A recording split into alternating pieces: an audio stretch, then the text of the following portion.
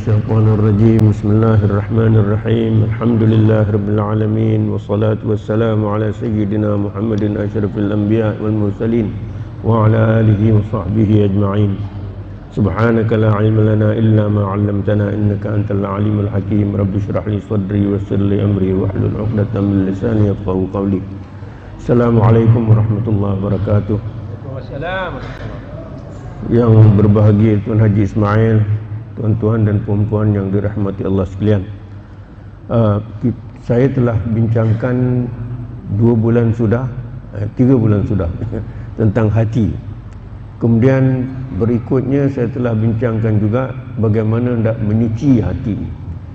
Satu daripada cara menyuci hati ialah mengeluarkan segala sifat-sifat yang mazmumah daripada hati, ya. Sifat-sifat mazmumah ni banyak, ya. Jadi kita nak keluarkan daripada hati kita supaya hati kita bersih. Salah satu daripada sifat yang akan saya bincangkan pada malam ini yang sebenarnya sangat bahaya, iaitu sifat riak. Kita faham apa dia riak, ya? Bukan kita tak faham, tapi kadang-kadang kita terlupa ataupun terlalai sehingga kita melakukan riak tanpa kita sedar. Rasulullah sallallahu alaihi wasallam mengatakan bahawa riak itu adalah syirik yang kecil ataupun syirik yang tersembunyi. Jadi mengapakah dia itu syirik yang kecil? Kalau kita lihat apa dia riak sebenarnya, dia ialah riak ini ialah apabila kita sedang melakukan satu-satu ibadat untuk Allah Subhanahu Wa Taala. Misalnya kita sedang sembahyang, ataupun kita sedang puasa, ataupun kita buat haji, umrah dan sebagainya. Ini semua ibadat, bersedekah, ya. Banyak perkara-perkara yang kita lakukan untuk Allah Subhanahu Wa Taala. Tetapi dalam pada itu kita terlintas dalam hati, kot-kot orang nampak aku buat bagus juga. Ya, seolah-olah tujuan kita melakukan ibadat itu untuk orang dan bukan untuk Allah. Jadi Rasulullah sallallahu alaihi wasallam pernah bersabda bahawa sekiranya kita melakukan sesuatu itu dan kita bersertakan niatnya untuk orang atau untuk yang lain daripada Allah, maka kita telah berkongsi antara kita kongsikan ibadat itu dengan Allah dan orang yang kita nak dapatkan rahmat ataupun dapatkan sesuatu daripadanya, ya. Jadi oleh sebab itu dikatakan bahawa Rasulullah mengatakan bahawa kalau kita berpuasa, tujuan kita puasa, kita tujukan juga untuk orang. Kita salat juga kita tujukan untuk orang, ya. Dan apa juga yang kita buat kita kongsikan dengan orang, maka kita telah mengongsikan ibadat kita bukan semata-mata untuk Allah, tapi kita kongsikan antara Allah dan orang lain dan yang lain. Ini yang dikatakan syirik sebenarnya, ya. Jadi itu yang penting. Dan dalam Al-Quran, misalnya dalam surah Al-Kahfi yang selalu kita baca sebenarnya, ayat yang terakhir, ayat 110, A'udzubillahi minasyaitonir rajim. Faman kana yarju liqa'a rabbih falyamal 'amalan shalihan wa la yusyrik bi'ibadati rabbih ahada. Maksudnya, jika sesiapa yang mengharapkan pertemuan dengan Allah, faman kana yarju liqa'a rabbih, berharap untuk berjumpa Allah, ya, falyamal amalan salihah, maka buatlah amal-amal yang saleh, yang baik-baik. Wala yusyrik, dan jangan kamu sekutukan bi'ibadati rabbihi ahada, yakni kita sekutukan Allah dengan yang lain semasa kita lakukan ibadat itu. Ini yang dimaksudkan dengan syirik kecil ini. Yakni kita sekutukan, yakni tujuan kita bukan semata-mata untuk Allah, tapi tujuan kita ada sampingannya, ada sampingan dengan yang lain, ya. Jadi oleh sebab itu dikatakan sebagai syirik kecil ataupun syirik yang tersembunyi, ya. Kalau kita lihat apakah sebabnya ataupun apakah asbabun nuzul, mengapakah ayat ini telah diturunkan oleh Allah Subhanahu wa taala. Ini lebih lebih menerangkan lagi. Asbabun nuzulnya yaitu kata Ibni Abbas radhiyallahu an, ayat ini diturunkan berkenaan seorang lelaki yang berkata kepada Rasulullah sallallahu alaihi wasallam. Dia kata, wahai Rasulullah, aku ini tabah dalam berperang. Yakni aku ini memang bagus dalam peperangan, ya, pandai berperang, ya. Aku ini tabah dalam peperangan dan aku mengharapkan ridha Allah. Yakni dalam peperangan itu dia mengharapkan ridha Allah. Baik. Dan aku ingin Allah mengetahui kedudukanku. Dia hendakkan rida Allah, tapi dia hendak supaya Allah tahu kedudukannya. Takkanlah Allah tak tahu. Mustahil Allah tak tahu. Jadi bila dia berkata kepada Rasulullah seperti itu, apakah jawapan Rasulullah? Rasulullah sallallahu alaihi wasallam tidak menjawab langsung. Rasulullah sallallahu alaihi wasallam diam sahaja sehingga turun ayat tadi. Jadi ayat tadi sebenarnya turun disebabkan oleh seorang lelaki yang berjumpa dengan Rasulullah sallallahu alaihi wasallam. Dia mengatakan bahawa dia memang handal dari segi berperang. Dia hendak melakukan peperangan atau nak berjihad semata-mata kerana Allah, tetapi dia hendak supaya Allah tahu niat dia itu.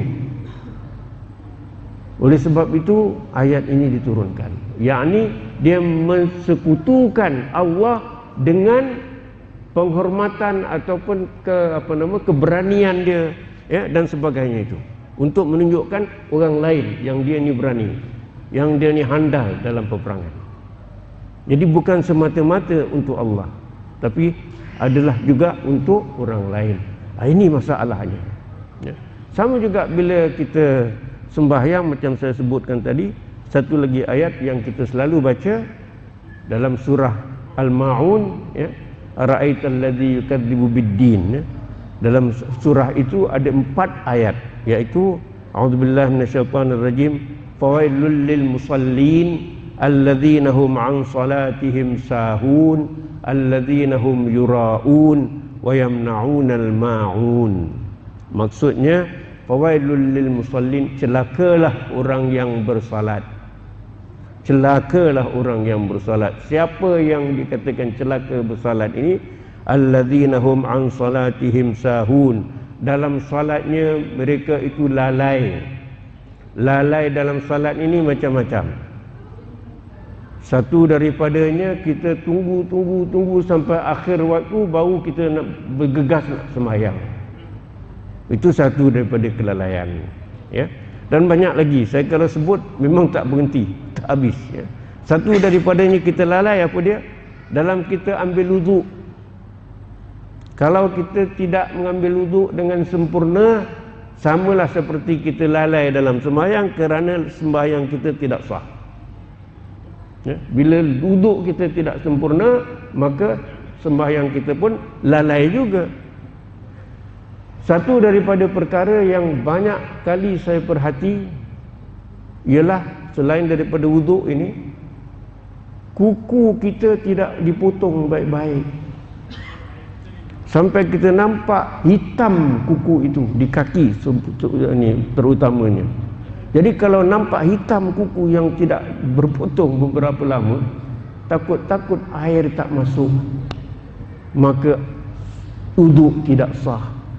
Bila wuduk tidak sah, maka sembahyang pun tidak sah. Jadi penat sahaja, eh? Jadi lalai dalam sembahyang ini macam-macam. Yakni perkara-perkara yang akan mengurangkan kualiti sembahyang kita. Itu yang menyebabkan apa yang dikatakan lalai sembahyang. Itu yang kedua. Yang ketiga dia kata alladzina hum yura'un, orang-orang yang riak dalam sembahyang. Kalau dia bersendirian, bukan main cepat macam ayam patuk padi.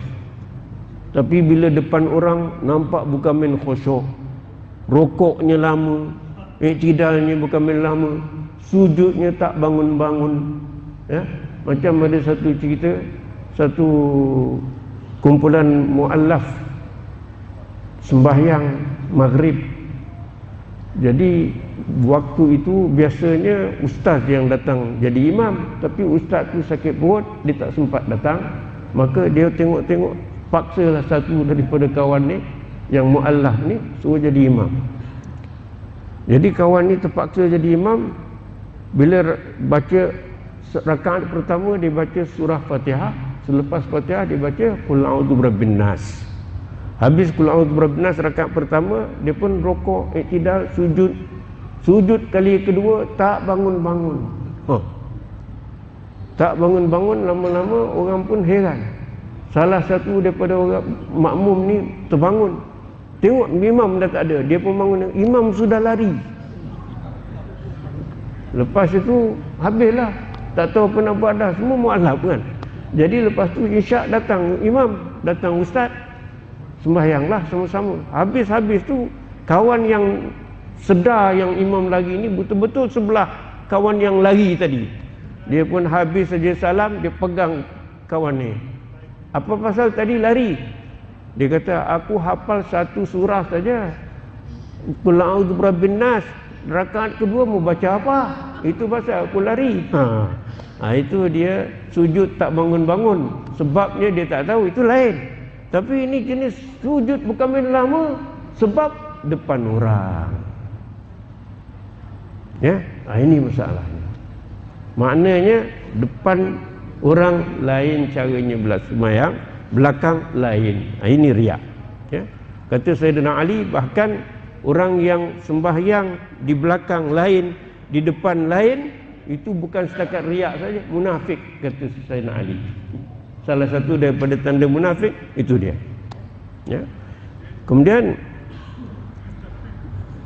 asbabul nuzul, ya, asbabun nuzul juga tentang ayat tadi. Sebelum tu belum habis lagi. Kemudian alladzina hum yura'un wa yamna'unal ma'un, dan mereka tidak mau memberikan pertolongan ataupun berikan pinjaman kepada orang. Dan sebabnya ayat-ayat 4 ayat ini diturunkan ialah orang-orang Yahudi, orang-orang munafik di zaman Rasulullah sallallahu alaihi wasallam. Orang-orang munafik ini, dia bila salat siang dia datang, siang hari, yakni zuhur, asar dia datang. Malam-malam dia tak datang. Subuh, isyak semua dia tak datang. Sebab apa? Sebab di sana pada masa itu tak ada lampu, gelap. Jadi orang tak tahu datang ke tidak. Jadi dia hilang. Ya? Maknanya bila ada orang nampak, dia datang sembahyang. Komen sibuk lagi, si munafik ni. Bila orang tak nampak ataupun orang tak ada, dia tak sembahyang. Ini salah satu daripada sebab ayat-ayat ini diturunkan. Dan mereka juga, dia tidak mau beri pinjaman, yakni pinjaman wang, kepada orang-orang Muslim. Dia tak mau bagi pada masa itu. Ya. Jadi itu sebab Allah turunkan ayat-ayat ini. Baik. Kemudian kita lihat beberapa hadis. Ya. Barang siapa memperbaiki salat ketika orang ramai melihat dan mencuaikan salat ketika melakukan sendirian, maka itu adalah suatu penghinaan yang menghina Allah. Dikatakan orang itu menghina Allah. Maka apakah dia punya balasan ataupun apakah yang boleh kita dapat daripada sembahyang seperti itu ataupun ibadat yang ada riak ini? Satu sen pun tak guna, satu pahala pun tak dapat. Bahkan apabila di akhirat nanti, Allah akan menempelak kita. Allah akan tanya, akan katakan kepada kita, orang yang riak ni tadi, kau nak pahala, kau minta orang yang kau tujukan kau punya sembahyang itu. Pahala engkau ada pada orang yang kau tujukan sembahyang itu. Itu Allah akan tempelak kita. Yakni kita bukan sahaja tak dapat pahala, bahkan kita akan diseksa di neraka disebabkan oleh riak ini. Itu sebab saya katakan bahawa riak ini nampaknya beringan, tapi bahayanya besar. Satu, tak dapat pahala. Yang kedua, dapat seksa. Ya? Jadi oleh sebab itu kita harus mengingatkan diri kita supaya tidak riak. Maksud tidak mengizinkan, tapi ada sedikit saja kalau boleh saya sambung 2-3 minit. Ada perkara-perkara ataupun ibadat-ibadat yang mesti kita satu daripada cara kita mengelakkan riak, ya. Satu daripada cara mengelakkan riak, yang pertama sekali, jangan sekali-sekali ada niat lain daripada untuk Allah. Nak buat sedekah ke, nak buat apa pun, jangan niat lain daripada untuk Allah, kerana Allah. Itu sebab kita kata nawaitu usalli lillahi ta'ala, mesti ada lillahi ta'ala, yakni semata-mata kerana Allah, barulah kita dapat sempurna ibadat kita. Jadi jangan sekali-kali ada niat lain daripada Allah. Itu yang pertama. Yang kedua, kalau tak tahan itu, baiklah buat ibadat bersendirian dan bukan buat depan orang. Itu sebab salah satu daripada ibadat yang dianjurkan oleh Rasulullah sallallahu alaihi wasallam untuk dibuat di dalam rumah, bukan di masjid. Apa dia? Tahajud. Tahajud jangan buat di masjid, buat di rumah. Ya. Dan banyak sunat-sunat yang boleh kita buat di rumah dan bukan di masjid. Kerana takut riak ini. Nak elakkan daripada riak. Ya. Yang itu cara kedua, iaitu kita jangan kita buat depan orang. Ya. Yang ini kita rahsiakan amalan-amalan kita. Kalau kita misalnya sembahyang tahajud sampai 10 rakaat, jangan pergi cerita kat orang. Kita buat duha boleh buat sampai 8 rakaat. Aku sembahyang 8 rakaat. Tak boleh cerita kat orang. Jangan kita dah buat umrah, misalnya ada pula yang ketiga, kecuali orang alim misalnya, kalau dia nak buat sesuatu, dia jadi teladan untuk orang lain ikut, itu tak apa. Ya. Kemudian ada amalan-amalan yang kita harus buat depan orang. Misalnya salat Jumaat. Jangan pula salat Jumaat pun kita buat rahsia, buat kat rumah, tak boleh. Kemudian umrah, haji, kita buat rahsia. Kat mana nak buat? Kena buat di Mekah, kan? Jadi itu depan orang. Jadi bila sampai keadaan macam itu, dalam keadaan macam itu, senantiasa kita niat supaya apa yang kita lakukan semata-mata kerana Allah Subhanahu wa taala, lillahi taala. Jangan peduli orang. Ya, jangan peduli orang. Rasulullah sallallahu alaihi wasallam mengatakan bahawa riak ini ada 3 perkara. Yang pertama, dia mengharapkan orang menghormati dia. Dia mengharapkan orang memuji dia. Dan dia hendak mengelakkan orang mencela dia. Mencela macam mana? Mencela kalau misalnya dia datang ke sini, datang ke masjid, kemudian dia orang banyak semua sembahyang sunat, qabliyah, ba'diyah dan sebagainya, dia biasa tak buat. Tapi bila dah tengok orang semua buat, dia pun buat juga, supaya orang tak kata dia ni pasal apa tak sembahyang pula. Jadi dia takut orang cela dia, maka dia buat. Tapi di rumah tak buat. Jangan kita bezakan apa yang kita buat di masjid atau depan orang dengan yang rahsia. Mesti sama. Ya. Itu pokoknya. Tapi yang saya nak ingatkan, balasannya itu sangat besar. Hilang pahala. Yang kedua, disiksa. Ya. Dan Allah akan tempelak. Pergilah cari pahala daripada si anu. Ya.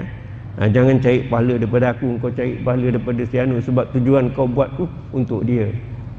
Ini yang dapat saya sampaikan. Saya minta maaf sekiranya ada banyak kekurangan kerana masa tidak mengizinkan. Banyak perkara yang boleh kita bincangkan tapi masa tidak mengizinkan. Jadi saya minta maaf dan sekian, wabillahi taufik wal hidayah. Assalamualaikum warahmatullahi wabarakatuh.